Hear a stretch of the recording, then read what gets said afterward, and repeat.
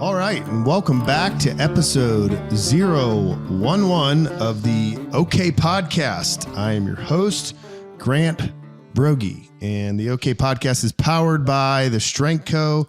We are coming to you live. Well, we're coming to you 3 days later because we record on Tuesdays, which we've been pretty consistent about, unless we record on Fridays at the Arnold. But we launch on Friday, and we are recording from the upstate of South Carolina, where the rain has stopped.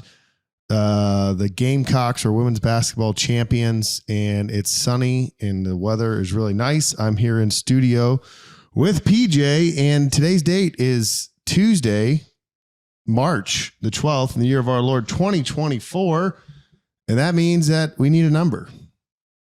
The block height. The block height. So today, the block height is officially 834,425. And what's the current price of Bitcoin? Current price of Bitcoin today, as of March 12th, is just a hair over $71,000 for a Bitcoin. And it's kind of getting crazy right now. We were into the 72s for a little while. We hit the 72s, new all-time high. Yeah, 72.5. I think that was somewhere around there. And Bitcoin always ends up being a meme. Always. And so, the meme of, hey, Bitcoin's up this much since the start of the OK Podcast was me ripping off. There's an account saying the price of Bitcoin is up or down since Nassim Taleb sold. Yes. And so I was like, oh, that's funny. I'll do that with the podcast. And it's working. I mean, I knew we were going to get to the halving and it would really go crazy. Yep. But I didn't think we'd be up 69%. Dude, nice. in 10 episodes, but we are. So by the time this comes out Friday, we'll be up another 6.9%, I guess approaching 80,000, but don't take our word for it. That's just math. Yeah. And Satoshi. Thanks, Satoshi. Satoshi Matisyahu. But yeah, what is the your take on Bitcoin? What's the crypto world saying? Yeah, so I'll just give a quick 2-minute overview of what's going on in the Bitcoin market, just because it's pretty crazy right now and it's about to get crazier. So just to illustrate this, I'll just paint a picture with an analogy. So imagine there are 10 Strength Co plates left in the entire world. I like this analogy already. And there's 100 people who each want a plate. Okay. That means we have 10 times the demand as we have supply. Right. Because it's capped. It's capped. Strength Co plates are capped at 21 million. Got it. Just like Bitcoin. So that's kind of what's going on right now in the Bitcoin market. So as of 2 months ago, we had the Bitcoin ETFs be approved by the US government. What this means is that now big money institutional managers, the guys with a lot of money who can move markets, are now legally allowed to buy Bitcoin, and they're buying. They're buying a lot of it, to the tune of $500 million a day are going into these Bitcoin ETFs. Well, here's the thing.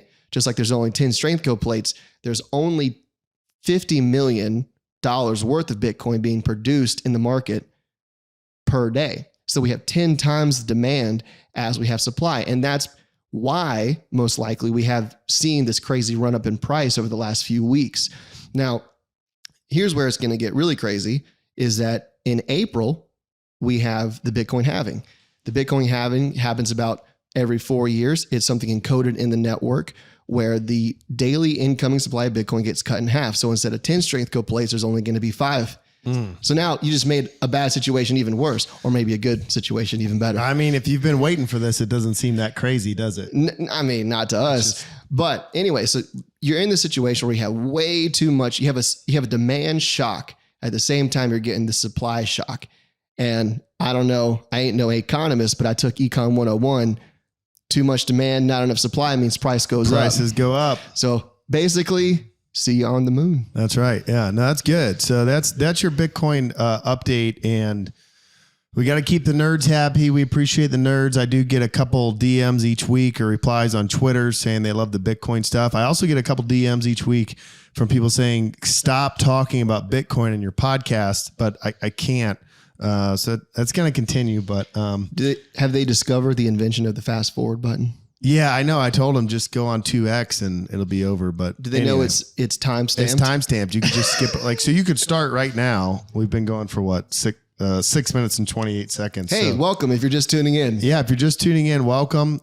You will hear nothing about Bitcoin. So All right, let's see what else we got to talk about today. So, talk a little bit. I haven't talked about carnivore in a while. Ooh. I'm still very carnivore-ish.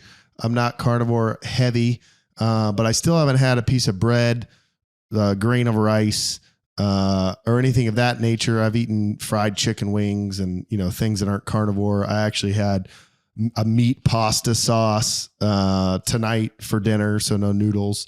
But I'm still doing that, and people ask me that, particularly on X, how I'm feeling. Training's feeling fine. The Arnold's obviously a busy event for us, so while I trained through it, which I'm going to talk about here in a little bit, you don't train as much, and so my training hasn't been as intense as it has been at times where I'm like making a run on a program. But all in all, feel pretty good. I do full dairy, drinking milk again. Nice. And yeah, it's been enjoyable. So that's that. And then, yeah, it's been a crazy couple of weeks. I feel like we're just kind of getting, we haven't recorded this here in 2 Ages. weeks. Yeah. It seems like forever. Your OK podcast sticker is on your mic. The sticker? Yeah. From the Arnold. And I'm sure when Jeff and Trey get on, we'll talk a little bit about the Arnold. But it's good to be back. It's real good to be back. Yeah, good to be back in the swing of things. Going to talk some sports today. All the college tournaments are getting started. I do want to talk a little bit about training, and particularly kind of training after a layoff or after time off or after you break away from your normally scheduled routine. And I think that people often overthink this and make too many adjustments and back the weight down too much when it's not needed. And so I'll give you my example. For me, we left for the Arnold on a Wednesday. I trained that Sunday, Monday, Tuesday. I generally do like a 1 lift per day kind of deal. And I kind of set it up where, hey, if I deadlift while I'm in Columbus, Ohio, I'll have gotten 4 sessions into my 7-day period, whatever. So long story short, I trained Monday, Wednesday, Tuesday. I pulled a little something on Friday, maybe like 405 just to get moving and test the platform. And then I didn't train till the following Tuesday. We came back Monday. So essentially you kind of have a week without a, hour to an hour and a half long session where you're running a training program, looking at your last weights, probably going up and load or, adjusting reps so you can go up and weight or whatever the case may be. And I get this question a lot from our members on our Slack channel. You can join our Slack channel for $29 a month. You can come on. It's over 200 lifters, get programming advice, post your weights in there for form checks and all that kind of stuff. And people often get really confused when they miss a week. Maybe they go on a cruise. Maybe they, work gets crazy. Maybe they get sick and get the flu. And they want to know, hey, how do I come back from this? And the answer is just don't overthink it. So if you're squatting, I don't know, let's say you're running a linear progression. We'll give you 2 examples, a novice and an intermediate. If you're running a linear progression and your back squats at 225 and you go on a cruise for a week. Well, when you come back, you're not going to do 230 most likely because you missed a week. But you also don't have to go back to 175 or something way, way lower. And that's what I see people doing a lot is they think they need some drastic deload because they've missed, a week or 2 weeks or whatever it is. So what I generally tell people to do is, hey, on that first day back, come back and just work up to as close as you were that you feel like you can do for 1 set of 5. I'm particularly talking about the squat because most of these folks are coming back and I encourage them to squat first. So if you did 225, you're supposed to do 230, you're gone for a week, come back and walk into the gym and say, hey, I'm just going to do 1 set of 5. And my goal is going to be 225, the same thing I did last time. And if you go to do 200 for a double for a last warm up or 195, and you're like, wow, this is pretty hard. This is, maybe you were partying on your week off, or maybe you weren't eating and you're like, wow, this is hard. Then just stay there and do 1 set of 5. And then move on to your next lift. And then the following time you train, do that same weight for 3 sets of 5. And then just go back into whatever you were doing for adding weights to the bar. Or adding, weight to the bar and continuing your 3 sets of 5 or whatever it is. If you're coming back from a flu or a sickness, it's a little bit different because, some stress has happened to your body. Maybe not stress from the bar and a, exact lifting program, but you have had something happen to your body. So in that case, you I like the same approach if you've missed time in the gym of, hey, I'm going to go back roughly to where I am, but for less volume. But know that the number may be a little lower. So if you were supposed to do 230, you're like, hey, I'm going to just shoot for 200. I'm just shave a little bit off, but don't shave a ton of weight off. And also don't be discouraged the first week back, and don't be discouraged the day after your first session back. And the reason that volume is lower on the squat is because if you come in and you run a whole bunch of sets and reps, you are going to become really sore. Remember, soreness is caused by eccentric range of motion, muscle bellies lengthening for a range of motion that you are not accustomed to.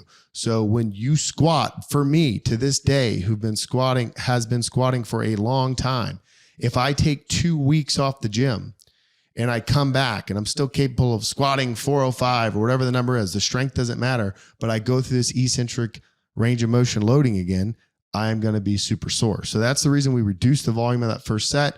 Your press and your bench, generally just 5 pounds, kind of regardless of your strength. Just take 5 pounds off and you'll probably be able to do 3 sets of 5. You don't just lose a ton of strength just because you've been out for a week. If you've been out for a month, it gets a little bit more complicated.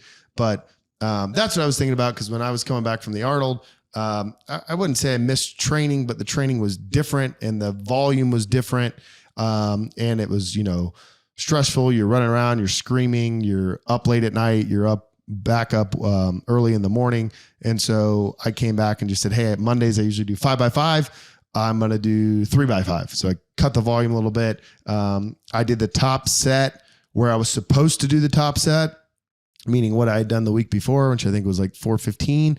And then I said, okay, for my second 2 sets of 5, I'm going to take the weight down a little bit. So, and then your deadlift seems to hang on pretty well for a layoff. Sometimes you come back after a layoff and your deadlift almost goes up.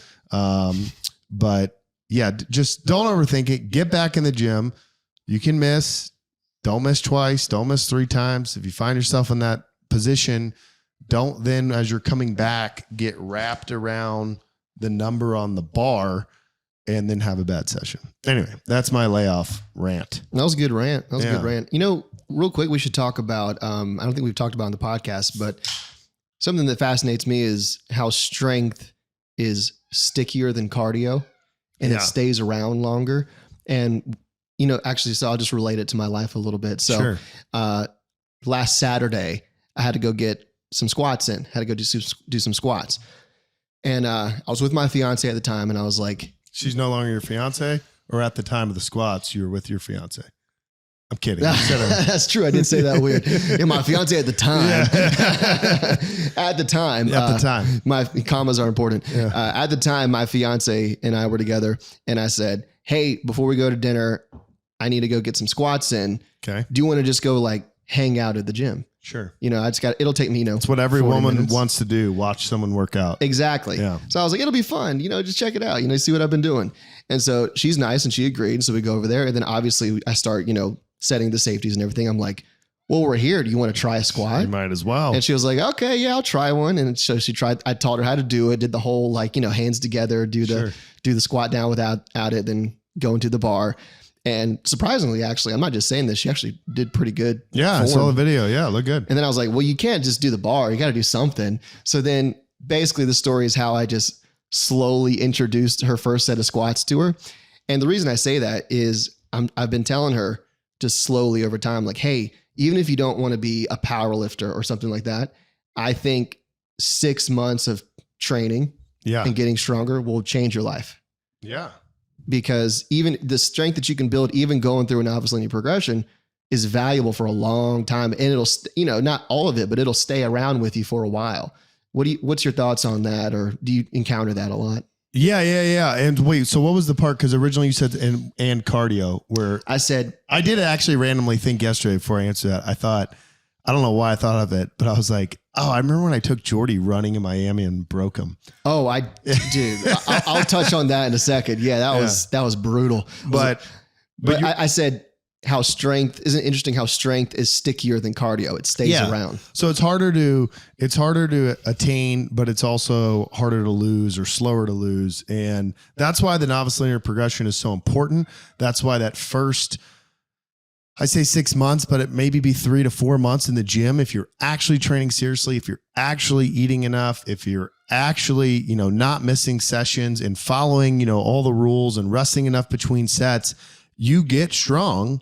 And then once you're strong, it's a lot easier to maintain. Mm-hmm. You can miss time in the gym, come back, and there's so much that happens. There's connective tissue gets stronger, tendons get stronger, ligaments get stronger, you get stronger. And if you miss time in the gym, what happens is you may not be able to perform maximum weights when you first come back, but you don't just get weaker overnight. And if you do try to come back, it comes back way quick. Comes back quicker. Yeah. And I think some of that's a mental aspect. Like you're constantly breaking through these barriers of loads.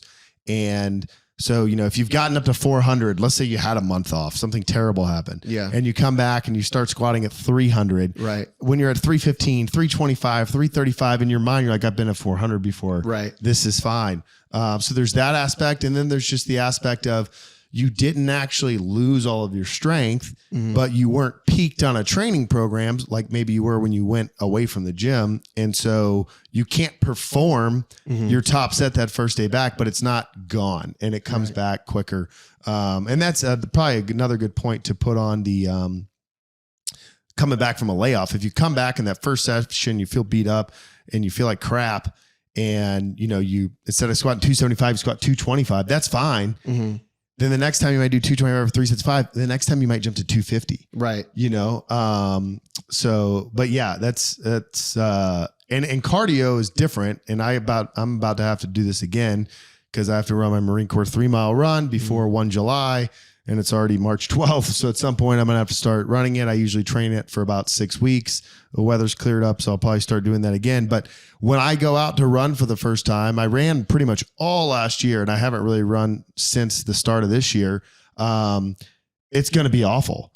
I will literally have lost that conditioning base. Obviously I have a conditioning base from squatting heavy and deadlifting heavy. But when I go to run a mile, I bet it'll take me 10 minutes, 13 minutes. Yeah. It's going to take me a long time. And then after I run for 4 sessions, I'll have an 8-minute mile back. Isn't that crazy? It's wild. Yeah. I just think it's important. Like if you squat, for a guy, if you deadlift 405, like your whole body changes. Like you're prepared, not only your muscles, but your nervous system, your technique and your connective tissue just to handle that.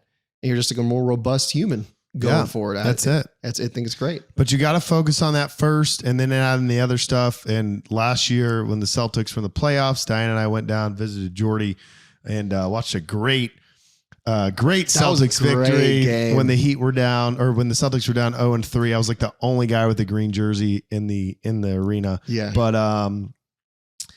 I took Jordy running, and this is after maybe you'd probably been lifting with me for maybe 9 months at that point, or maybe a little longer, somewhere like, I don't know. Probably 9 months. And you said that you're going on a run in the morning and you're like, you want to go? I was like, yeah, I totally can go. I don't run at all, but like, how hard could it be? Yeah.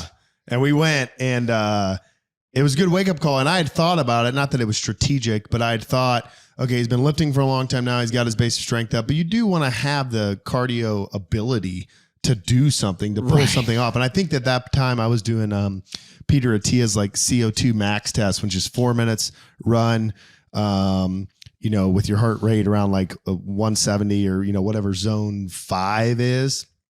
And then 4 minutes rest, which was like walking or very slow jogging. Zone 2. Yeah. And then 4 rounds of that. And, I think you survived 1 round. Yeah. So where I was right by this like small man-made island that so you can run up to that.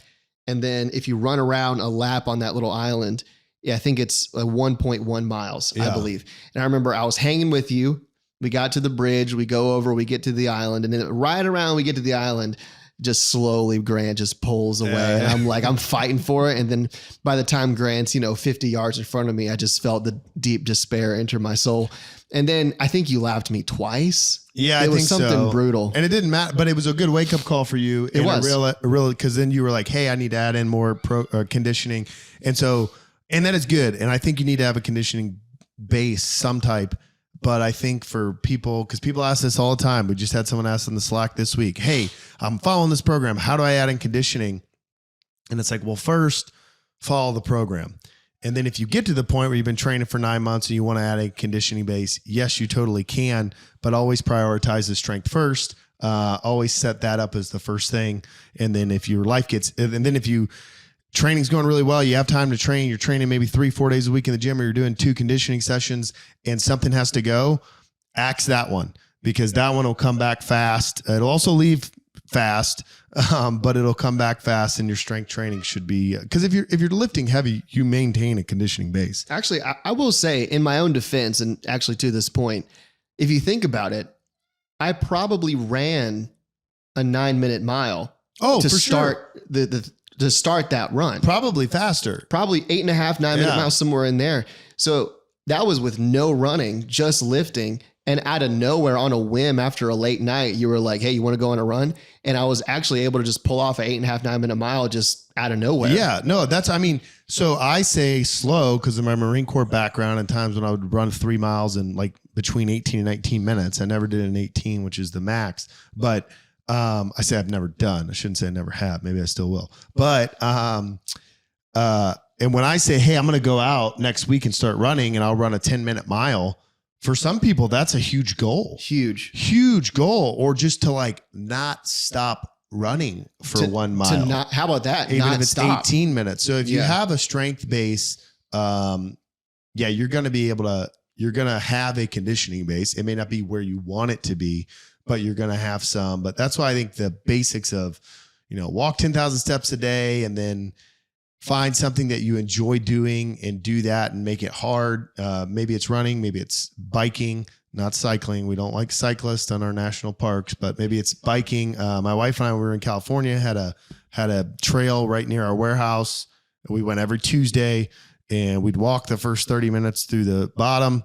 And then as soon as we'd hit that first hill, I'd run up it, she'd jog up it.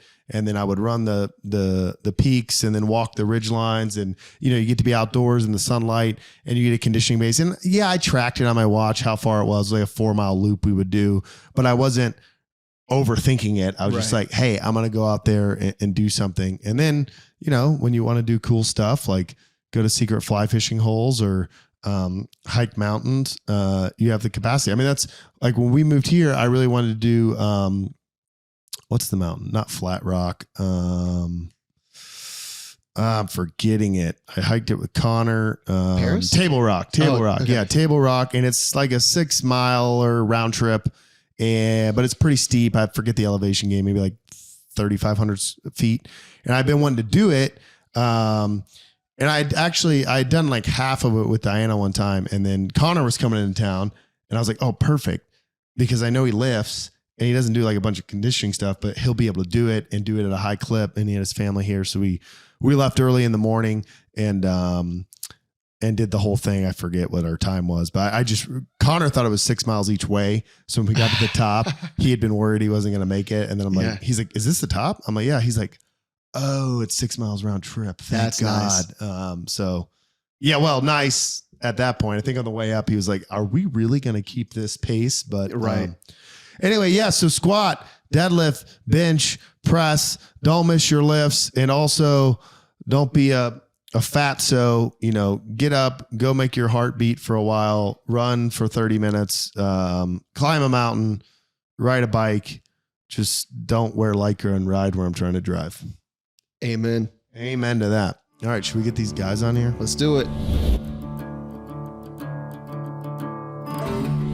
The stars at night are big and bright. Trey? I got Jeff licking chicken. Oh, my bad. Deep in the heart of... We got to do it again. The stars at night are big and bright. Deep in the heart of Texas. Texas. That was it's Trey. Trey with the clap, but not on clap, mic. Right? It was good. Nailed it. We'll have to add it in the sound. Big clapping. Get in post. Fix it in post. Yeah, fix it in post. Yeah. Oh, what's up, Calhoun? Oh yeah, Calhoun's straight chilling. He's on a vibe tonight. Episode 011 of the Okay podcast, powered by Strength Co. and brought to you by our sponsor, BW Tax. Should we do that now? We should maybe save it. Do you want to? Want to save it? I mean, maybe Or should we do it twice? I feel like Give the people what they want. I feel like we should only talk about BW tax. Okay. Attention to orders. You guys ready? You guys ready? Yeah, we're at attention.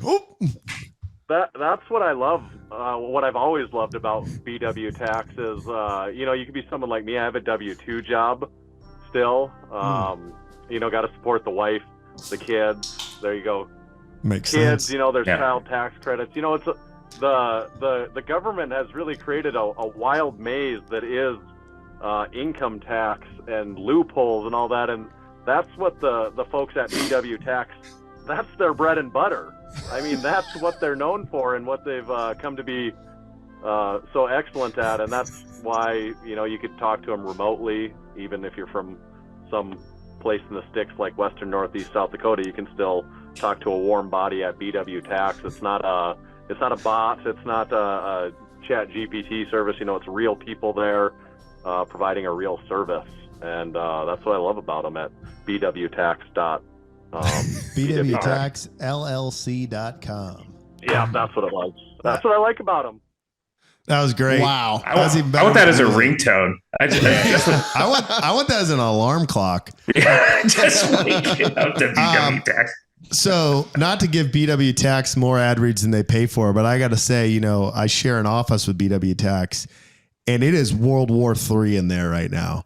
It is just nonstop people in and out, looking for bodies, getting their tax questions answered, leaving with grins on their face. I'm poaching them as they come out the door. Hey, you need t-shirts? You thought about buying plates? I know you got that big tax refund on you. You hear people literally screaming joy. $4,000? Are you serious? And I'm thinking like, oh, man, if you talked to EW Tax earlier, he would have made sure you had that money in your pocket instead of Uncle Sam's. But people really happy when they're leaving. And it's all out. And I made a huge blunder today that I want to tell you guys about. So the good friends at BW Tax, Brendan, Citadel guy, Acton, Mass, big Boston sports guy. And so we like to talk to each other in Boston accents. I don't actually know that I've ever talked to him not in a Boston accent. And I'm walking down to the office this morning and my uncle calls me, my 70-year-old uncle. And I have my AirPod Maxes, noise canceling. The only thing you can hear besides the person is like your footsteps, dong, dong, dong kind of deal. And he starts going off about his Subaru. Yeah, I think it's the control arm, because they put the salt on the road all year. So you got more people wash their cars in Boston than any. And I'm like, this is like the best. Brendan has to hear this. And so I'm like speeding up my walk and I enter the office, but it's noise canceling. And I'm like, if he doesn't have a client, like I'm playing it. So I look, he doesn't have a client. I'm switching it on my phone to speaker. My hands are full. I set the phone down and I pull my AirPods off to be like, listen to my uncle ranting about his Subaru and his Boston Dunkin' Donuts voice. And he goes, I'm sorry, one second. And he clearly mutes his computer. He goes, dude, I'm in a meeting. And I was like, oh, I quickly grabbed the phone, went and salvaged. Yeah, but so listen though. Yeah. I know you're in a meeting. But listen. Hang up on that meeting. Yeah, World War III at BW Tax. But anyway, great sponsors. Warm bodies. Very warm bodies. Yeah. The warmest. All right, Jeff, where are we headed today? Choose your own adventure. Choose your guide. Ooh, next slide. I think we should kick off with some of our usual topics here, just keep the listeners well informed. So we're gonna do a little check-in with Jordy. How's the Bodyweight doing? Oh yeah, I didn't even ask him that in the pre-show. Did you quit drinking milk? No, dude, I polished off a Fairlife today, so that was good. Actually, I was expecting, maybe this is the danger of having low expectations, but I was expecting to. Expectation management. Big announcement. Uncle Tom. No, I was. You'll gain weight. I was expecting to lose some weight at the Arnold because I thought I'm getting 25,000 steps a day. I don't know when I'm eating or if I'm eating or what. We'll see what happens. I know when and what you're eating. The Eagle fried chicken. Duh. Yeah. I was chugging. They saw I was chugging little chocolate milk things. Oh yeah, you're crushing them. Just in case as an emergency backup, but I was expecting to lose some weight there. I actually came back flat, so I'm still about 186, 7 right in there. So we've been back for a week. I got the Arnold flu, dude. He did get the Arnold flu. Yeah, it wrecked me. Is that actually the flu, or is this something else? Yeah, it's like the flu, but it has a good deadlift. Yeah. Oh, okay. Yeah. It's a stronger flu. Yeah. And there's only one vaccine for it, and it's called Trenbolone. Get to the toilet. Oh, that's good. That's Thanks. good. I just made that up. Yeah. But you know what? With the Arnold and the Arnold flu, I'll take breaking even. So the journey continues. Hey. Yeah. It's There you go. it's Yeah, never gonna happen. I would have I'll just expected quit. a drop. I'll just but quit. Nice. Yeah. No, Just quit. don't listen to Trey. No way, dude. Well, good luck chasing the follower count with your body weight because we're at 405. Yeah. Oh, Yeah, you'll have to that go was- morbidly I'm obese. gonna be strong. Oh. That was hilarious because so most of the time when we were getting people to scan QR codes, it was for the strength code YouTube or whatever. And then one day I was like, here, just scan OK Podcast. So we went from like 150 followers to like 450. And then it was so funny because the first like 3 days after the Arnold, where I'm posting cats and Bitcoin and like photos of us. It's like, this is unfollow. And it went down to like 375, but now we're back up in the 400s. So It's like Bitcoin price. yeah, I feel like we're going they to unfollowed and then they were like, well, maybe I need some cats in my life. Yeah. Yeah, They maybe, regretted missed it them. immediately. yeah, maybe I need some cats. There's going to be a halving where we go through and we make them unfollow half of our followers. Get it back down to your body weight. You get all of them to unfollow and then see who follows back. That's who right. the true followers That's are. right. Oh, Because we're actually building a cult, not a podcast. Correct. yeah. We want True believers. dedicated followers. Yeah. We don't drink Kool-Aid at the end. We drink milk. Yeah. It might Jim be poison. Jones We don't know. jokes there for everybody. That's a good one. That's a I good like one. it. I'm on fire tonight. Yeah, you're good. That's Oh, good. yeah. Well, then, Trey, how was next your slide. post Arnold? Did you have a post Arnold dip in lifting, or what's going on with the? Yeah, man. So we went progress? I went from the Arnold, and then we went. I had to go straight up to the city of Broad Shoulders. My favorite Anybody? city. Is that Columbus, Ohio? No, it's Chicago. I'm pretty sure it's Columbus, Ohio. I Yeah, was there's there. a joke. There's a joke behind that we were talking about on the pre-show, which we can get into. But dude, there was like no gym, like 45 minutes away, and that's just while I was doing the regional sales meeting, I was tied up all day. So lifting fell off. Got back onto it this past week, so I kind of tapered it back down a little bit to kind of get back used to that heavy weight. But we're moving right now. How many days did you miss? We may or may not have covered in the pre-show what to do after a week off of lifting. So Wow. you can. I would just do it say, back. maybe 10 days, 7 to 10 days. Right. Okay. All right. All right. But you're back in. So your deadlift back up to 455 by 5. So tomorrow's my heavy deadlift. I did like a light deadlift. When I say light, like it was like 385. This for my first time back, and then I'm doing a heavy Humble deadlift brag. tomorrow. Yeah. No, It's big pretty guys. lightweight for me, It's big, I big did broad a light- shoulders. Did a light deadlift in the Broad Hey. City. So doing a heavy deadlift tomorrow. I don't know if I'm going to go all the way up to 455. I don't know. I might do just a little bit shy of that. I was thinking like 420. 430. Yeah, 420, 430, Do it somewhere for in there. Nice. Do it for Elon. Yeah, 420. Nice. 420. 420. Nice. Yeah. Yeah. Big But- 420 guys here. But I Oh did. my I don't God. know. I did have a amateur lifting question though. Ooh, let's hit it. Are you ready for it? Hey, if you got questions on taxes, call BW. I got questions on lifting. Who do I call? I call Grant. There we go. Hey, there it is. So I started incorporating the row. I watched a couple of the videos on it, and so I assume the row kind of helps the deadlift, correct? Yeah. Is that, Yes, is that no? the complete question? No. Yeah. No, yes. Yeah. so I would say like row helps the deadlift. So like, what are some other exercises? Like if I assume like if I want to help bench increase or overhead press, what are some other good exercises to kind of throw in there at some point in time? Yeah. So one thing to keep in mind with the row specifically, particularly if you're running the novice linear progression like you are, where you're going up and adding weight, is yes, the row does help the deadlift, but one of the ways that it helps the deadlift, and the main reason, is so that you're not deadlifting 455 3 times a week. So the load is much lighter, right? What did you row? Probably 215. Yeah. Yeah, something like that, right? So the row, you still have to set your lumbar into extension. You still gotta, use your quads to break the thing off the floor. Then you get some arm work out of it. But so you still get to use the muscles that you use in the deadlift, but it's much lighter. And so it's a great thing to do instead of the deadlift, so that if you train the deadlift heavy or you try to 3 times a week, it would just stall and fail. Okay. So it's just like taking a break from reduce the frequency. But outside of that, I mean, there's a lot of people that really like to do stuff off the pins.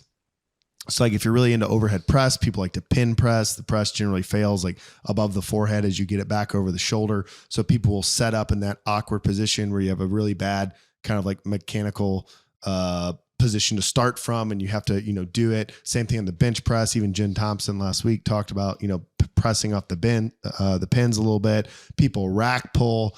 I'm not a huge fan of those. For the bench, I generally, after people have been training for a while, I like to add in a close grip bench press. So it's, literally just like it sounds. It's basically like a press grip. So right at the edge of the knurling, maybe a little longer. And what that does is it brings your elbows in a lot more. More tricep. More tricep, right? So which then helps your bench press and your press. So that's the one I usually throw in for people. If people do actually power clean, I like to, so they're like somewhat into CrossFit-ish, Olympic style lifting.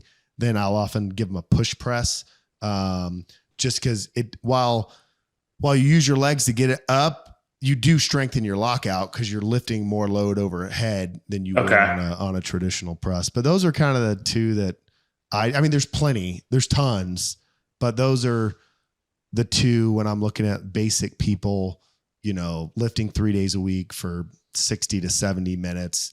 Like a lot of my lifters that are super consistent, they'll bench on Monday, they'll press on Wednesday, and they'll close grip bench press on Friday. And it's just, they get a little variation. Are you still adding weight to the bar, like on the row every time, or is it just a percentage of what you deadlifted? Well, I mean, if the deadlift's going up and it's a percentage where you deadlifted, that will go up. But yes and no. I often tell people to shoot for like 6 to 8 reps. And so when you start rowing, maybe you're doing 3 sets of 8. And I don't know, let's say you're doing 185, 3 sets of 8, and you're adding 5 pounds, and you get to 220 and you get 8, 7, 6. I'm like, hey, don't sweat it. Just don't let it go below 3 sets of 6. And then someone might be between 240 and 250 for 3 sets of 6 for a month. And like, that's okay. Like, it's not as important for more load on the bar. It's to take off the stress from the deadlift. Yeah, I got exactly. you. Yeah. That's it. That was my question. That's Next slide. Next Thank slide. I just want you to know when you guys release me to open the floodgates on women's college basketball, I'm so ready. Like, so don't I worry, don't know it's if on you're the ready list. for that. It's on the list. When it gets there, just stand by. All right, we got a couple topics in the shoot ahead of that. It's a teaser. Yeah, Let's not even talk about it. Let's not even get to it.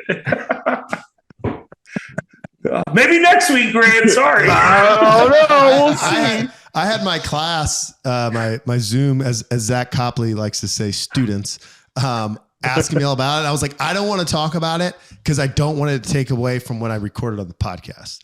So if you don't, priorities. Anyway, go ahead, Joe. All right. I mean, last episode we were recording at the Arnold. So are there any like saved rounds from Arnold experience? Anything that maybe happened after we recorded? What was at the end of Saturday that we recorded that? I think Friday, right? Wasn't that? Was it Friday? I think it was Friday. Yeah. No. It was Saturday. No, we were in the black Thompson shirt. It was Saturday. Yeah. Yep. All It all blacks. runs Whenever together. I see all blacks, I know the Strength Co's recording a podcast. Right. That's Or right. the OK podcast. Saved rounds from that. I listened to that one yesterday for the first time. I thought it was really good. Yeah. I thought I forgot like Eddie going on his corn riff was pretty funny. Jen is just as nice and fantastic as we have seen for the last Amazing. 3 years. And expected if you've never freaking met her. natural behind the microphone, man. Well, what was funny about that is she comes feeling guilty. We're recording, and I'm just like, "Hey, sit down. Here's a mic." And she's just like, "Oh, hey guys, what's going on?" And without halfway skipping through, a beat. if you listen to it halfway through, she goes, "So, what podcast is this?" She ain't worried about it. I said, okay. Right. Just always podcasting, I guess. It's just She's ready. She's always ready. Always a true professional. Yeah, we need to have a school on how to say okay correctly. Oh, There were some of them are rough. I thought it was Why did that Marine guy who was awesome in the Sons of 0844, why did he go, okay? he's like a little John. Yeah. Yeah. I mean, that's what it is. I think Little that's what that just seared into everybody's brain from him saying it a million times in 25 different songs. What? Okay. That's Damn. good. We got to get him on the podcast. We gotta. Yeah. We got Random sure. guy, if you're listening, reach out. Yeah. Yeah. Do you guys remember his name? No. I Oh, I was talking about Little John. Oh. Okay. I thought you were Yeah, talking about, or the Marine. Yeah. I thought you were talking about- That guy. I thought you were talking about Russell Wilson. Either or, yeah. No, he's next. Yeah, he'll be on next Yeah, week. he's- okay. Yeah, Russell he's Wilson. a big fan of the podcast. He's always commenting. Yeah, big fan of the podcast. But no, I thought the Arnold podcast went well. I think that's a sustain. Put that in the AAR notes. But I thought it was good, and it was a good time of day to do it because there was people to like heckle, but it wasn't like too crazy. Yeah, that was good. Good No, stuff. give Grant tea sooner. So he can Yeah. or like Yeah. the week leading up to it, you just take a vow of silence and you just you don't Yeah. talk the week So leading I up think to you the go the other Arnold. way. I think you go the I other think way. You do 3 sets of 5 of just screaming. Oh. Progressive overload. Progressive overload. Screaming. A decibel meter, like okay, louder. Yeah. You got to get louder. So I had the opposite of what Jordy had. I woke up Monday before the Arnold with a sore throat. And I was like, literally, dear God, you can make me sick. You can't make me sick this week. And I went out, I was like, this is going to be bad. But then I came back and felt great. Yeah, that was a story of biblical times. I think it's probably one of the 333 fulfilled prophecies in the Old Testament that Grant's voice will work from the time the convention doors open until they close, and then it shuts off. But from 10 a.m. to 6 p.m., there was something there.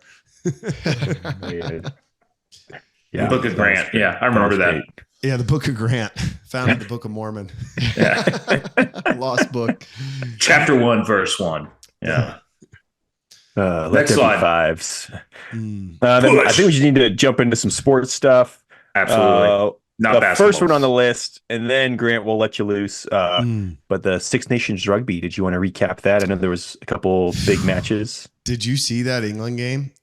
No, what was you? I haven't I saw seen the it. messages as you were watching it. Like, what was going on? So it was Saturday. I think it started at 11. D and I went to watch it, and Ireland, for all intents and purposes, should have, I don't want to say should have beaten them handedly, but they're the better team. And so they went in. So Italy won the game before. Italy played Wales or Scotland. All these little British teams are hard to remember. But Italy won, which was surprising. And then it was this back and forth rugby match with England and Ireland. And I kept waiting for Ireland to pull away, and they would go up by like 2 points, something like that. And it, rugby, yes, you have like great finishes sometimes, but it's kind of like soccer or hockey. Like someone gets up and it's like, oh, it's 3-1. Like, yes, you technically can come back, but whatever. It's not likely. Right. Yeah. So Ireland's up by 2. They get it all the way down on the other end of England. There's like 2 minutes left, and England just comes storms all the way up. And it's like 4 rucks in a row right at the try line. Ireland stops them on every one. There's a stoppage. And there's a thing in rugby where you can just drop kick it for 3 points. And it doesn't happen often because like you toss the ball in, it's crazy and it's hard to, it's not like football where everyone stops and the guy gets to, kick it and then you try to block it. It's in real time.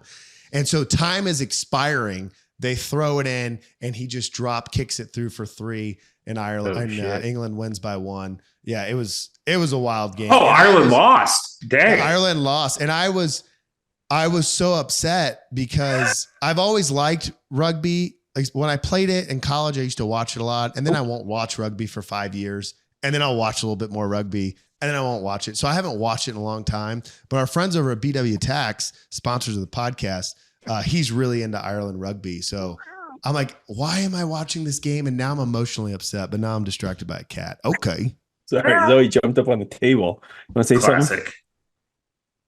Yeah.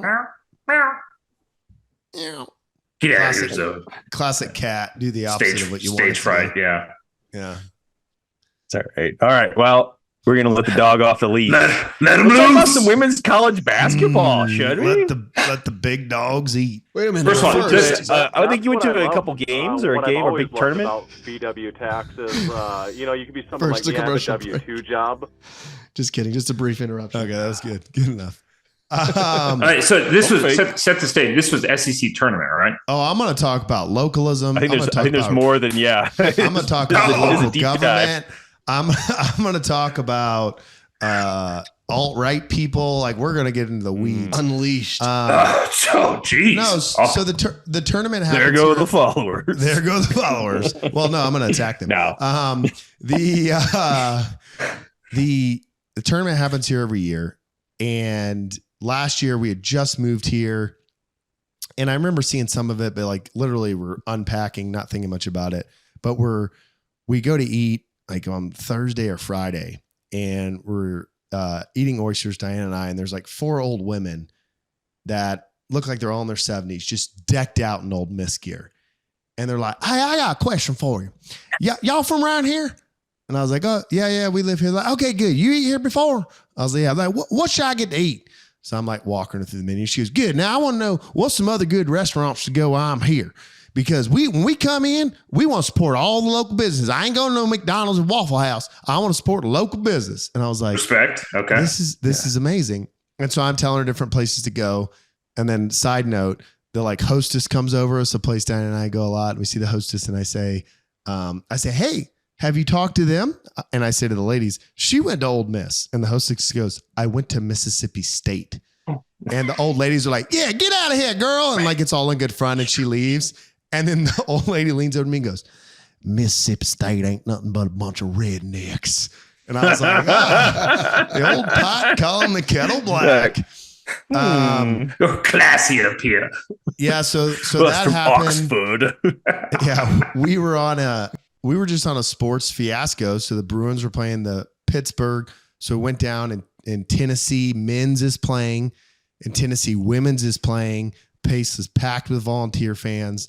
And I'm just being Grant, talking to people still in Arnold mode. And I'm just like, man, all these people are coming into town for this women's college does anyone even watch women's college basketball? And I was just thinking about like Southern sports, having lived on the West Coast for 10 years. I think on the West Coast, yes, you have the Lakers, you have the Raiders, you have big pro teams. Not but the same. College, it's not even remotely the same. And yes, like people going in to watch a Lakers game like stimulates an economy, of course. But yeah, people are going to LA anyway. And so I was just like watching this unravel over the weekend, and all the people and the bands marching up and down the street, playing the stuff. I told Diane, I was like, if South Carolina beats Tennessee tonight, we're going to go to the championship tomorrow. And she was like, okay, yeah. So we're watching the game. Carmella, inbound 1.1 seconds. They're down by 2. Inbound it to the center who hadn't shot a 3 the whole tournament. Shoots it from the top of the key. Doesn't even get defended. Lights out 3. They go to the championship. And so I'm like, we're going. I buy the tickets. While I'm in church Sunday morning. And Lord forgive me. And they're like $80, $75. And I buy like the cheapest ones. What a bargain. Yeah. And I tell D, I'm like, hey, I didn't buy like good tickets. Like I generally like good tickets, but it's the women's championship game. Like we'll be able to move around. Like, don't worry. And Diana's like, yeah, sure, whatever. And so then I like looking up like you do for a football game, like when's the Gamecock walk? And I'm like, oh, they're leaving the hotel down the street. We're going to go over for that. So we go over for that, Cocky's there, the tubas are playing and like everyone's just going crazy. And then I'm like, where's the LSU one? It's at the hotel 3 blocks up. So the LSU one, I got to say, they did a better job for their walkout. And they were in this alley where the hotel is. And I couldn't tell if you could walk through or not, because in the center of the alley was the band. And I was like, I think you can walk through. So I'm like, D, we'll just walk through. So I'm walking through and the band is like, starts cranking up the tubas and the mascot's coming over, like waving his tail at me. And I'm like center stage, Gamecock garnet red on in a sea of purple and like horns in Louisiana. And they start doing this chant, which maybe you guys know it, where as you walk, anyone from the, like an opposing fan walk through, they go left, Tiger bait. right, you left, you tiger bait, right? And they do the whole thing. So they're like screaming at me. I get to the other side. I like kind of like ho ho with the mascot, like pretend to punch him. And then I turn around. Diana did not walk through that. And, so then the team comes out. Diana's filming the team. And then we go into the game and we walk down. We get to the game like 30 minutes early. We're like so pumped and hyped. And the place is absolutely packed. I mean, packed. LSU fans, I mean, obviously heavily Gamecock, but I've been to Swamp Rabbit games there. I've been to a Thomas Rhett concert there. Diana's been to the rodeo there. Like there was not an empty seat. Dang. And the fans were going crazy. And it was not the best sporting event that I've been to. The most sporting event I've been blown away for how into it I was. And then the fight happens and they're like pulling hair. We're watching on Twitter and we're with all these Gamecock fans. And I'm wearing my hat. Some people will call it a cowboy hat. I'm just wearing a hat. Oh, yeah, correct. Yeah. That's what we call them here in South Carolina. And so when the fight breaks out, I'm like following it on Barstool Sports, like quickly pulling up in, updates in the crowd in front of us who we've been, as they said at the end, man, it was so good clowning with y'all. We love clowning with y'all. At that point, they just go, ask the cowboy. The cowboy knows everything. The cowboy got all the details. And so I'm like telling all these people like, she did this, her brother jumped over, and we left and Diana was just like, I am ride or die on Gamecocks women's basketball. And I'm like, I am too. I like followed all the players on Instagram. I was like, and they're good. 8 SEC. It helps if they're undefeated. Yeah. 8 SEC championships in a row. And then I posted stuff and I had like alt-right people like, I can't believe you went to a women's basketball. What are you voting for Biden now? Okay, guy. Oh my God. What? Like women can't play sports? Like, what are you talking about? Oh my God. And so the economy boosting, the localism, the people it brought in, the college atmosphere, the good win, the aggressive sports play by women. Big women's college basketball guy over here.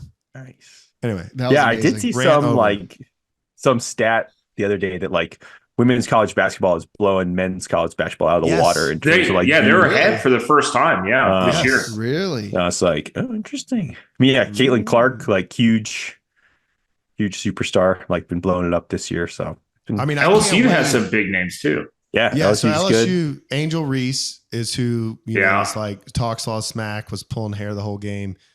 But that game was so intense. I'm like, I hope LSU plays South Carolina in the tournament. I want a rematch so bad. And that's what like the sports head, like all the stoolies were saying was like, forget this game forget this game. I want a rematch of South Carolina LSU. Dude, that game would be nuts. It was good. What was LSU ranked going into that game? They were the 2 seed in the tournament. I think they're ranked 6. I think they had 3-4 losses, and they have that flashy coach. Yeah. That's like crazy. Yeah. And she's like, where the whole coaching staff wears like Ric Flair type suits. And and then that was gator skin shoes, tiger bait. Oh my God. That was interesting at the end of the game. So, they get it. So there's like 4 players that aren't even on the stage because they were ejected. And Dawn Staley, they like presented the trophy and she's like, hey, I want to apologize. Like, we have competitive athletes. This should never have happened, blah, blah, blah. I was like super classy. You could tell she was like super pissed and totally going to kill those girls. And she got back to the locker room, but handled it. And then Mulkey, the LSU coach, is like, yeah, she should have hit a bigger girl. I wish she would have hit Angel Reese. Why'd she push over that little girl? And I was like, oh man, 2 totally different coaching styles. The Rolex wearing, diamond ring wearing, hit a bigger girl. Pick on somebody your own size. Bygone, go Tigers. So anyway, that's an interesting point you made though about like West Coast fans versus like, I don't know, South. I would say Big Ten, SEC fans. I don't know, like West Coast fans. Like you have, who's a guy in the Slack who's like big time Washington fan. Yeah, Craig. He's a Craig. Yeah, he's an anomaly. Yeah, well, that's what I'm saying. It's like you're either like a hardcore follower or like don't follow it at all. We're like everywhere else, it's like you can like there's a lot of casual followers. You know what I mean? Well, there's people that just like love a university, and so like me, like I've always been a Gamecock fan. I've never been to a women's basketball game. Like not a kids women's. I've never been to a women's basketball game. But I'm like, oh, it's the Gamecocks. Like I'm gonna go, and it's a different. I don't even think it's West Coast versus East Coast. I think it's does your state have no pro teams? Yep, true. And I think that's probably the that's end a big part of it. Like does your state have and the caveat of that may be New England because like Boston College has a pretty big follow. Like there's still like colleges up there, but in general, I feel like outside of Emerson, where just everyone's a diehard fan. Just big Emerson football fan. Dude, just undefeated every year. Yeah. Anyway, it was wild. I had the SEC just running through my veins this weekend. It was all in. You got me pumped for college football. Yeah. Spring ball is getting ready to start, baby. I know. Whew. Well, no, most important game of the year. Spring ball is the bowl games now. With the portal open, I call the spring games the bowl games. It's portal opens after spring ball, so it's like the week after, right? Sometime in April. The second portal. Yes, portal round 2. Yeah, it's like an Inception kind of deal. Yeah, exactly. Yeah. And then there's like 10 different signing days. So first of all, hey Grant, good cultural reference. I appreciate that. I was hoping you guys would realize. I'm proud of you for making that. That was good. Oh, the Inception reference? Yeah. Inside a dream, a portal inside a portal. I almost made the Narnia reference, but I didn't want to nerd out too hard. You didn't want to go down the rabbit hole. Yeah. I don't want to go through the wardrobe. That's the wrong book, dude. Oh, my bad. No, he said rabbit hole.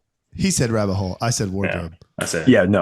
Yeah. Grant's right. Yeah. Wardrobe. Yeah. Narnia. 2-0 cultural references. Next slide. I think kind of segueing. One of the topics I put in the Slack thread was talking about like top like matchups or like sports venues or stadiums or like events that you'd want to go to. And that was triggered by me watching the Duke, North Carolina game at Cameron Indoor Stadium. And I was like, oh, that's 100% a place I want to go see a Duke, North Carolina game at Cameron Indoor. Like that just looks like unforgettable experience, like unbeatable atmosphere kind of thing. Are there Cameron's Chapel Hill, right? That one, that's Duke at Duke. Cameron's it's like Duke, yeah. It's like it's really small, like a pretty old facility. Whereas I think like the Smith Center at UNC is like, I don't think it's like super modern because I remember going to UNC basketball camp and it was like newish then. But it's like a much bigger stadium. But like Cameron Indoor is like really small, just like intimate. You went to basketball camp? I did, yeah. Is that when the Aggies all came up and started changing in front of you, or was that different? No, this is in high school. Yeah, that's different. I mean, there might have been Aggies getting in front of me and changing. That's what we do. We just change in public everywhere. Yeah. Giggle. Hey, do you mind if I take my shirt off? All right. Yeah, we had to stop Trey a few times at the Arnold. No, I would love to go to that. You know, that was another thing I was thinking about. So my mother went to Chapel Hill. Her brother went to Chapel Hill. Her sister went to Chapel Hill.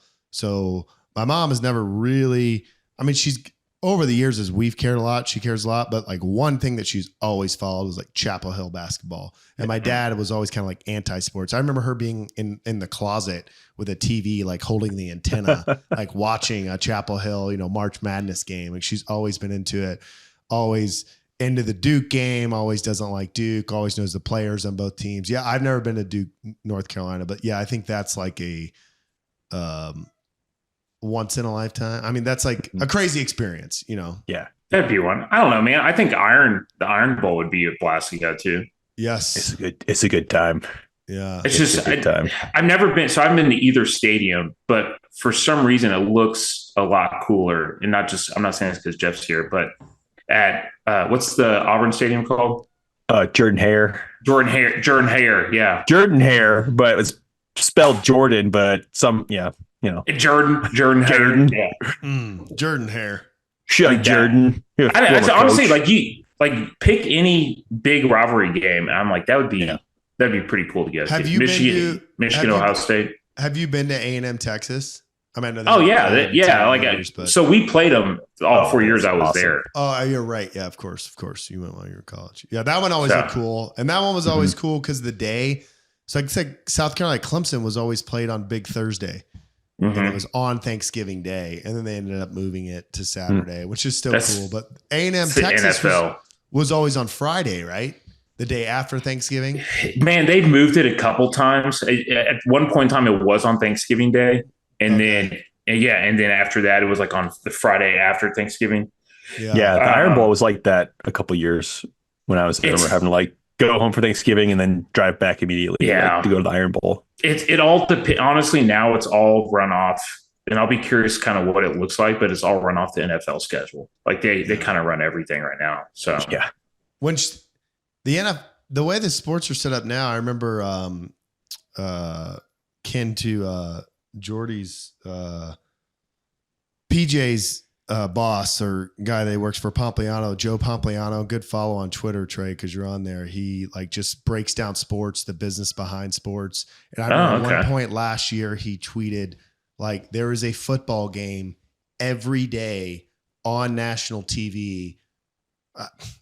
65, whatever it was. Like it was some amount of time. And I was like, wait, how is that possible? I was like, oh, Monday Night Football. And they were to have like a college game on a Tuesday night. Yeah. And an NFL game on Wednesday. And you know, the games in England that the NFL's doing now. And I was like, that is insane. But yeah, big business. No. Hey. You know what? If I had a big business at this time of year, I would call our sponsors. BW Tax. Well, what if I'm out of state? It doesn't matter. It doesn't matter. If you're out does of it? state. You could be a single member LLC. You could be a partnership. You could be an LLC and call BW Tax to switch you over to an S corp. I mean, anything could happen. They know how to figure everything out. You could be another tax company and call BW to do your taxes. I've seen it happen. I've seen it happen. True story. Story. Tax inception. A lot of government red tape that you have to cut through, but good news. That's their bread and butter. Tax inception. BWTaxLLC.com. That's BW Tax cutting through that red tape. Oh my gosh. Hot knife through butter. Next slide. Okay. Okay. Still on the topic of football. It was alluded to earlier that Russell Wilson is now a Pittsburgh Steeler, but I feel like there's been a lot of movements here, a lot of headlines in the NFL free agency. Any other ones that popped out to people? So I saw someone posted on Twitter, X, whatever you want to call it. The Steelers, congratulations, Steelers! You just bought an 07 Mercedes. Yeah. Hey, still better than a 2024 Mini Cooper. There you go. Right.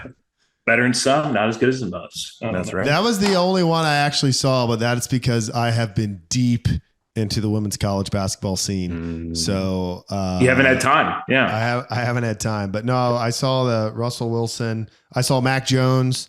He's gone. Finally got booted. Yep. I forget where he went. Did he go to the Bengals? No, that's not right. Are y'all bringing back Garoppolo? Yeah. I wish. I saw his name in. I was just joking. No, I think his name was thrown out there. His name for the Patriots? His name was thrown out there. The biggest one so I'll often like walk into my office, hey Alexa, turn on Boston Sports Radio. And I'll just like let it roll. And they there's like this whole thing where like you trade a draft pick and trade these people and the Pats will be able to get Penix from Washington. That's like big in the Boston sports scenes. I don't know if it'll happen. Trading draft picks. I don't know. Yeah. Yeah. That never seems to work out well. Yeah. Is Brett Favre coming back? Potentially. I'm sure. Yeah. I just thought apparently Aaron Rodgers is on the short list for RFK's running mate. I saw something like Wait, that. really? Yeah, I saw that tweet. Yeah. I'll pull it up. I might vote for that. I feel like they'd be pro women's sports. Anti-vax, pro women's sports. It's Question for the candidate: like, what's your vote. stance on women's college basketball? Yeah, Would you attend the SEC tournament? Yeah, like if I was there, yeah. I wouldn't like go out of my way. I wouldn't go out of my way, but like if it's there, I'll do it. Yeah. Aaron Rodgers at top of list to be running mate with RFK Jr. Incredible. Yeah. Get ready. The first line of the article is "Get ready for the decriminalization of ayahuasca." Wow. Oh, thank goodness. Get ready. I know you're not ready yet, but you should get ready. Yeah, my ayahuasca guy's been tapped out recently. Yeah. Get ready, everyone. Oh man. Oh. See, other big free agent moves. What's his? I keep blanking on his first name. Henry, the running back from Tennessee, went to the Ravens. Oh, the old Bama. The old Bama. Yeah. The guy that And just then- runs Derrick over Henry. everyone. Derrick Henry. Yeah. And then I saw Green Bay signed Josh Jacobs from the Raiders, and they released Aaron Jones, which I was sad to see because Aaron Jones has been damn good for him. Go Pack, go. But it's a business, It's a business. It's business. Speaking of businesses, Stetson is sold out of the Gunfighter 10X. $7.5. Did you look at other places besides Boot Barn? No, I only shot. So You only shot that one, guys, I didn't you? only shot. well, no, I generally like to buy the item from the creator of the item. Oh, So I've you don't like only distributors? Yeah. Well, I'm a distributor, so I shouldn't say that. But it didn't even occur to me to look somewhere besides Stetson. It's a good hat, man. Good looking hat. It's sold out. Well, it's just in the two sizes that I would wear. Was it like 7.5? So fractions are tough for a homeschool kid. You're 7 5/8. No, 3/4. Okay, so then the next one down is 5/8, and then the next one down is a half. Correct. Let's look at that math in public. So yours was a little too big, and I have a 7 3/4 right now. Would that be smaller than a half? I have 3/8. I have 3/8. I have 7 3/8. Yeah, it's a smaller. Yes. And it's a little tight. So there's two. Yours wasn't bad, but I wanted a little bit smaller, and my 3/8 is a little too small. So I was like, either The sizes. felt one you have? I have two felt ones here in South Carolina. We just call them hats. Yeah, he's got a whole quiver of hats. Quiver. And I have a Stetson Crushable. I guess I have 3. But yeah, I want that straw one.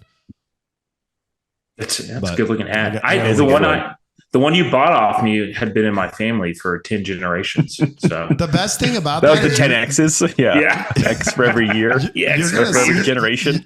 You're going to see that hat every year you go back to the Arnold, guaranteed. Just bring up terrible memories. I'm like, Why'd I sell that hat? why'd I sell that hat? Wait, so after hearing you guys talking about this, I was like looking up hats as they call them because I'm an owner of 0 hats. I don't have any hats, right? You fix so I was that. like, dang, I gotta look this up. I was like measuring my head size There and you figuring go. out my hat size and all this. I think I'm the same as you, Trey, potentially, but Are you 7 3/4? That's really big. I got a big old head. I got a big dome, dude. I have a weirdly large cranium, but yeah, I measured it. Maybe I didn't do it right, but I think it was around there. It was either that or 5/8. But my question was, what's like a good, first hat? Stetson. Ooh. Is there Yeah, anything more specific than Stetson? Like Like the one style? there's a difference. It depends like how big of a brim you want, man. It just kind of like So the one my- I was wearing at the Arnold was that one that Grant's talking about, that 10X. the 10X. And like I said, to me, that's a good size hat. It also depends. Like, do you want to own a hat to go to a country concert, or will you wear it? So in California, I had that Stetson Crushable, and the sun was so, brutal. Like, that's why I actually like wearing those hats, because I'm always paranoid about getting sun on my face. And so when Yeah. you wear that hat, you're good. But I would say if you're gonna like buy it, so if you go to a rodeo, you have the cat's attacking you, Oh my gosh, see. going completely crazy. I'm gonna get PETA calling me for grabbing my cat by the scruff. But He likes it. yeah, if you want one for like to look Western, like Okay. to play like, hey, I'm gonna go to Jason Aldean concert, then you go like super cowboyish. And then if you're just like, hey, I might actually like wear this around. I mean, that would be my take. And then, Yeah. And I'd say the only other thing, so like if you wear it to like nicer occasions, you wear felt. yeah, And if you're just wearing it, so it's like usually the rule of thumb is like summer, hotter weather, you wear straw. Winter, you wear felt. And then nicer occasions, like if you wear it to church, wear felt. yeah. Dude, straw hats in the heat are the best thing. ever. That felt traps heat like nobody's business. So Oh, I can imagine. It is Okay. fun to wear a felt hat to church, as I sent Trey a photo of me on Sunday. And then I sat down next to the guy down and was like, leave it in the car. So I left it in the car, and the guy I sat next down to had his cowboy hat on the chair in between us. And I was like, Dang. nice hat. Mine's in the car. He's like, why'd you leave it in the car? my wife made I me. don't know. My wife forgot to ask permission from my wife to wear my hat into church. Anyway, keeping it safe. Yeah. Good question. Good question about hats. Yeah. Yeah. Big hat podcast. Big hat. Yeah. That's basically Huge. potential Next sponsor. podcast just hats. all of us Sponsor. have the hats on. Hats. Stetson. No, just Oh, hats. just hat. Just Okay, hats, okay. period. Yeah. Yeah. I like that. I like that. Mhm. Mhm. Next slide. Next slide. The next one, I mean, do we want to talk about, this is a little bit dated, but 5th Battalion, 11th Marines got Ooh. rolled up as 3 of the Where we- 4 people on where we camera all- right now, former members. Where we all met. Yeah, that was the birth. Well, I guess that's not true. You and I met That's true. at officer candidate school. I met Grant briefly at When I would artillery school. erroneously get your Yeah. mail, and I was like, who's this Broggi guy? Yeah, I would get. Why does this Broggi guy get so much mail? Who the heck would think I would be a part of 3rd platoon? Ew. I'm Or first I think I platoon. We was don't do. first. Turd. You I first? think I was first platoon. I was second then. Yeah, I was second. Okay. Yeah, I got so it kind of weirdly got rolled up, and I should know this as a SMCR artillery officer, but basically all the batteries still exist Yeah. and got put into the 3 other battalions, and the guy on. Oh, so the 511 TO did just it. got changed up. Okay. So like 111, Lieutenant Colonel Polka's battalion absorbed a HIMARS battery. I think it was Quebec. Actually, I know it was Quebec because he was asking me for like details about Quebec when they, did the ceremony. And then like, where did Tango go? Do you know? Did they go to 311 or did they? Yeah, I don't know. I don't know.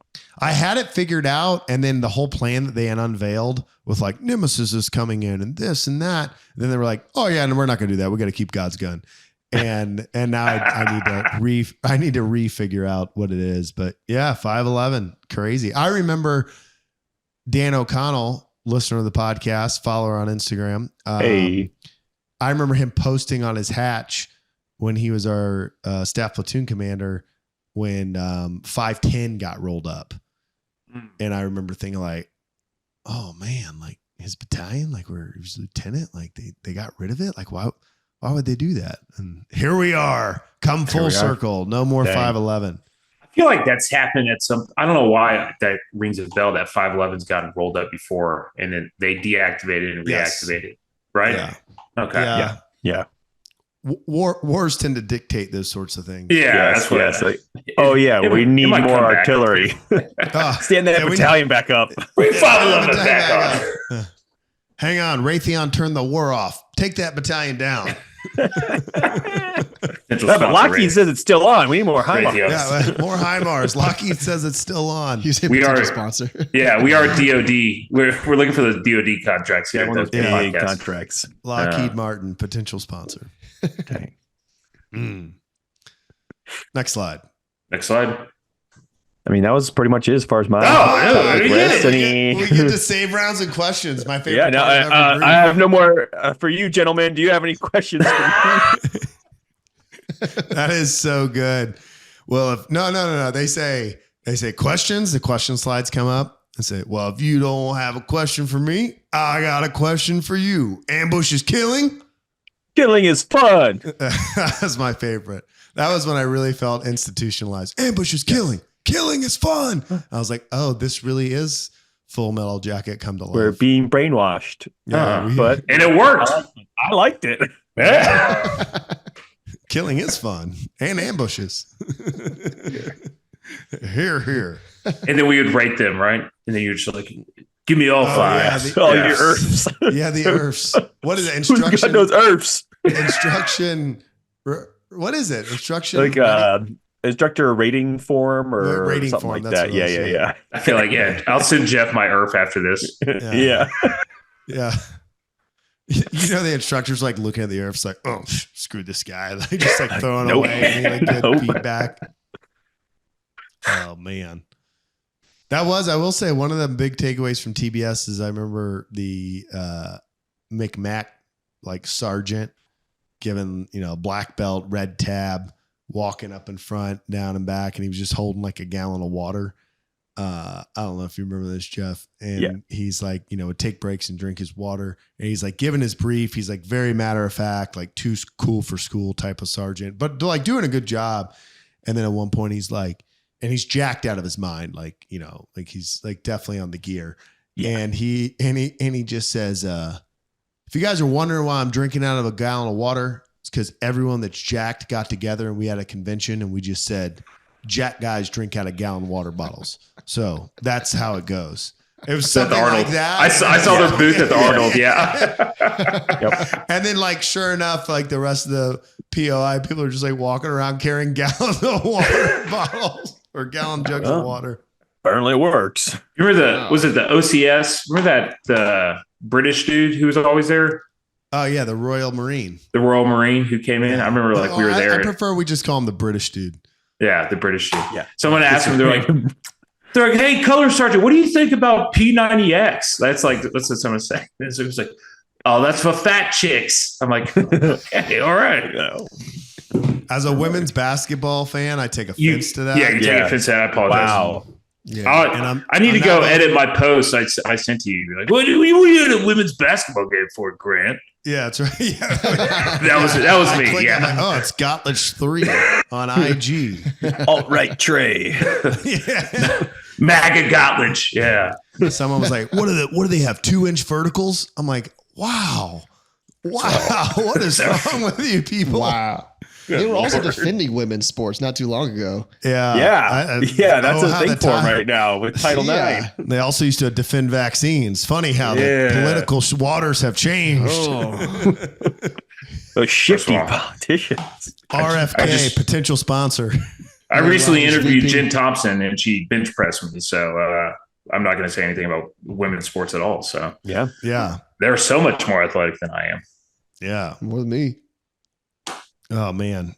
Yeah, that's what I was talking to my class a little bit about that. And my brother Jeremy has 4 daughters and they all play basketball, which is why I think I was kind of like triggered by the comments. Cause I'm like that could be my niece in like 3 years. Like, obviously she's going to be a defending national championship. Honestly. That's the only option when your last name is Broggi. Hey. And Jeremy goes, yeah, I don't know. People talk smack about women's sports and I watch them play and I go, they could beat me in basketball. That's awesome. Yeah, they're better than I am. They're better than I am.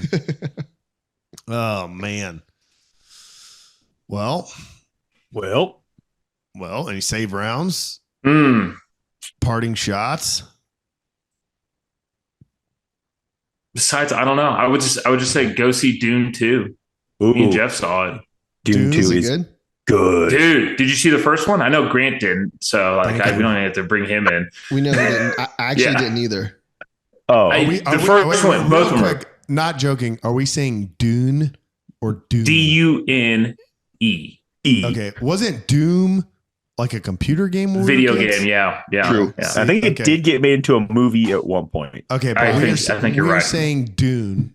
Like a sand correct. dune. Dune. Like a sand dune. Yes. Why don't you give me a quick, tell me about Dune 1. Well, real quick, kind of like, so I'm kind of into sci-fi stuff. Yeah. So all the movies that I watched growing up, we would like to release like episode 4, 5, and 6, then come back and do one and like pick up the pieces. So is this like The Hobbit or is this like Return of the Jedi? It's like, I don't even know. It's like if they met each other. It's like, it's like baby. both. Yeah. It was like if it's Return of the Hobbit. Yeah. Return of the Hobbit. Okay. Okay. Actually, it's called Dune 1, Return of the Hobbit. Yeah. Yeah. But it's actually episode 3. Wait, so Dune 1 did come out first? Correct. Yes. Yeah. Yes. What, like in the 90s? The double aughts? 2 years ago? So there was an There were original 80s Dune. ones. Yeah. The book was in the 70s. Then there was the movie, late 70s, early 80s. And then they just remade that. And was it 2019 maybe? I can't remember how long ago it was. It's like I all a saw it here blur in after Utah. 2020. Am I right? Yeah, I know. It's somewhere in between 2019 So and now. The first one Yeah. came out. Okay. But very good. Trey, do you want to give a quick plot summary to that one? I don't even know if like I could like begin to explain this movie. Is it in space? Yes, is in space. There's different There's like houses. They're like so different. So it's like Harry Potter. So different houses. civilizations, I would say. Different But they're civilizations. yeah. Wait, so like DC comic books versus Marvel Oh, versus Yeah. Capcom. Marvel versus Capcom. God So- help me. There's Serenity now. let's see. Yeah, Dune recap. There's this planet that produces this like we'll just call it. It's called spice. It's like this resource that very Oil. like Call it oil. Yeah, I think of oil. Hmm. And Age of It's like Empires. Got it. it's like a desert planet, similar to like to Tatooine. So like make a Star Wars connection. So you get that. Oh, I thought that was a and town. He south doesn't of get that. I He thought that was doesn't a town- get that. that. I thought that was a town south of Amarillo. Yeah, that's Tatooine, Texas. Yeah, It's in between I actually Lubbock and never Amarillo. heard that word, Jeff. Oh, well, Continue. yeah, It's that Like checks Saudi out. Arabia. Keep Drive on. throwing other references. Grant Yeah. won't No, get. that's why I was like, I'm gonna connect it to as many sci-fi things as possible. That way he gets the reference. Spock fingers are happening. Right People go there to like kind of colonize it / tame the local populace, and then Doesn't go well. other people get sent in to like subvert this. This one family, the family that got sent there, like gets kind of annihilated. There's a son of the guy that gets killed, and he's like kind of the chosen one, and like has a special power, and like is kind of then gets in with the local people that live on this planet, this desert planet, and then like kind of gets in with them, and then Localism. it's like Yeah. But He that's was a a pretty- Mississippi State. Yeah, he's a Is Mississippi it- State fan. Is it like actual people or is it like those white things that run around? No, it's actual No, so people. it's like people. Okay. There are wasn't a giant loaded question. sandworms. That Oh, of eat course. things. Yeah, I run into Giant those when I'm sandworms. fly fishing this time. Yeah, of you year. got to watch out for them. Yeah. They hatch, and that's when you want to fish. Uh-huh. I'd say, yeah. Hey, first of all, good synopsis. Difficult movie to summarize. I'm gonna go watch Dune 1 right now as soon as this podcast is over. Hey, if you got about 4 hours to kill, I think you would Yeah, like it. they're really long, but they're really good. Oof. All right. Timothy Chalamet, if you're a fan of him. No, he's too skinny. Never, Zendaya. never heard of Who him. else is in it? Russell Who's the Wilson. big Jason Momoa, Josh Jason Momoa, Brolin. Aquaman.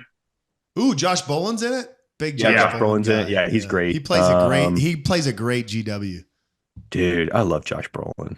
He was also, so it's the same character from No Country for Old Men that he just Yep. plays. Yeah. Oh, he and just plays it over and Javier Bardem is in it, so it's like yeah. another movie It's, they're it's both the in. same. It's the guy basically with the just. oxygen tank. Yeah. Oh yeah, the guy Yeah. from the Holiday Inn Express at DFW. yeah. Do you know about that, Trey? No. But I So- just love the inside jokes that we tell that Yeah, no I one know. has any idea. Okay, I'm gonna give some context to this, and then I have one save round that's also funny. But Okay. so the Marine Corps, if you go to DFW and you live outside of 50 miles, you get a hotel room. And so when you go to drill, if you're not in the field, they give you a hotel. So you think they would give you a hotel close to base that, you know, is a place where Marines couldn't make dumb decisions.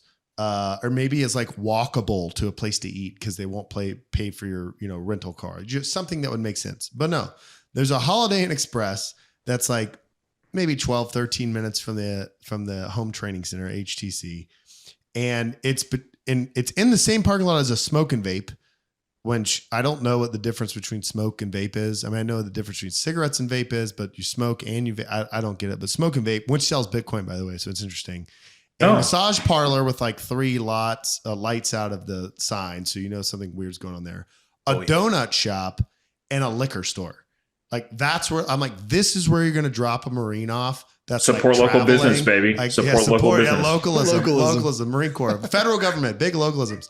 Anyway, that hotel is this isn't, hey, I'm a hotel snob. I've stayed in nice hotels. It is the dumpiest hotel I've ever been in. The couches are stained. The sheets are dirty. Like it is unbelievably weird, but none of that even matters. Potential in sponsor. the lobby, what's that actor's name? Javier Bardem. Javier Bardem is the manager. He is the front guest door host. And when you walk into the hotel, every time you go through like 2 sets of electric doors and you look at the front desk where you expect a person to be, and there's no one there. And then you hear, "Can I help you?"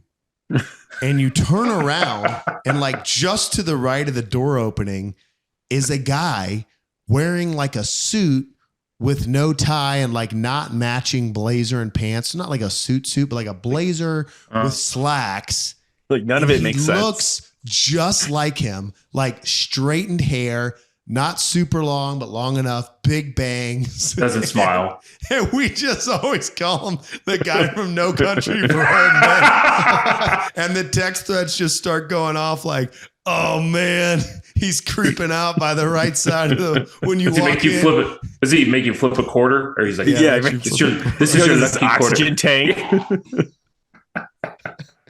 Yeah. Anyway, that's that. Okay, my save round was so Trey, I'm taking command of Golf Battery 314 this month up in Jersey at Fort Dix. And congratulations. So I'm going for my first shoot. Thanks. And so I was on the confirmation brief. I was on the rehearsal last night and then the actual brief to the colonel today.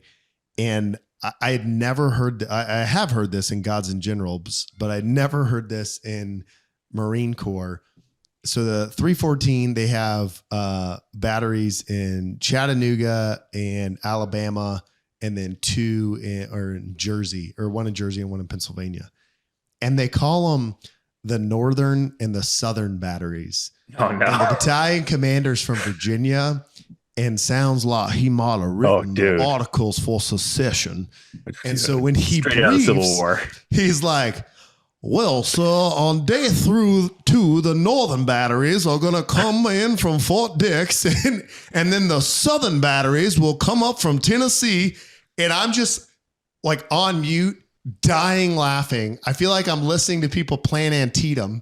Like it is just the northern batteries, the southern batteries. And I'm starting like texting the different battery commanders and like Master Guns Ortega. And I'm like, does no one else think this is funny? And then Teal finally chirps in. He's like, "Oh, sir, Major Skip, I always think we're playing in a Civil War battle where 314 goes on a battalion fire. Giant mustache. Is it like handlebar goes down? The artillery will win the day. So we will hit them with the HE. Yeah, the northern batteries. I'm like, wait, am I Lawrence Chamberlain? Is that what's happening? Anyway. Trey, have you been practicing your sign off? Absolutely not. Okay, you want me to just do it? I don't care. You do it again. Well, why don't you give it a shot, and I'll be here to help you out. Trey, clean it up. Clean it up as necessary. Remember, it's 011. It's powered by the Strength Co. Done. Good friends at bwtechllc.com. Naturally. And make an advertisement for potential sponsors. They want to get in while the offer's still good. Oh, absolutely. Oh. All right, take it away. Can I go? Yeah, kick it. Okay. Everybody, thanks for tuning in to episode 011 of the Okay. Oh, there we go. Where we dive into everything from strength training, fishing, college football, and randomness in between. This episode is brought to you by our friends at BW Tax. Yes. LLC, powered by the Strength Co., helping you get stronger every day. Don't forget to connect with us on all social media platforms, but you can find us at theokpodcast.com. I just want to throw this out real quick before we sign off. If you want to be a sponsor, hurry. Yes. The door's closing. Spots are filling up. Filling up. We're turning away people. Well, so I'll just put it this way to the listeners. We turned away Lockheed Martin. As of episode 010, we have mentioned 69 potential sponsors. Nice. And on April 15th, when tax season's over and BW Tax and take a break, we're going to email all the potential sponsors and give them a deal they can't refuse. So if you want to sponsor now, you better call, you better DM us on Instagram at the OK Pod. And these episodes are just going to turn into just us just reading sponsor reads the whole time. That'd be great. Too many. Yeah, that'd be great. We'd be laughing all the way to the bank. You can pay us in Bitcoin. You can pay us in Bitcoin. We'd love a Bitcoin sponsor. Bitcoin's potential sponsor. 70. But thanks for listening to the OK Podcast. www.theokpodcast.com. You can find it wherever you find your podcast. Check us out on X. We're almost up to 100 followers. We put some funny behind the scenes stuff there and show you some cats. You can follow Jordy __long at Grant SSC at Gottlich. Gottlich. Correct. And if you want to find Jeff Biggie, type in Jeff Biggie, Emerson College Baseball, and you can look at some fun stats from 2008. Thanks for tuning in. As LeVar Burton would say, we'll see you next time. Ooh. Reading Rainbow. Bye. Reading Rainbow.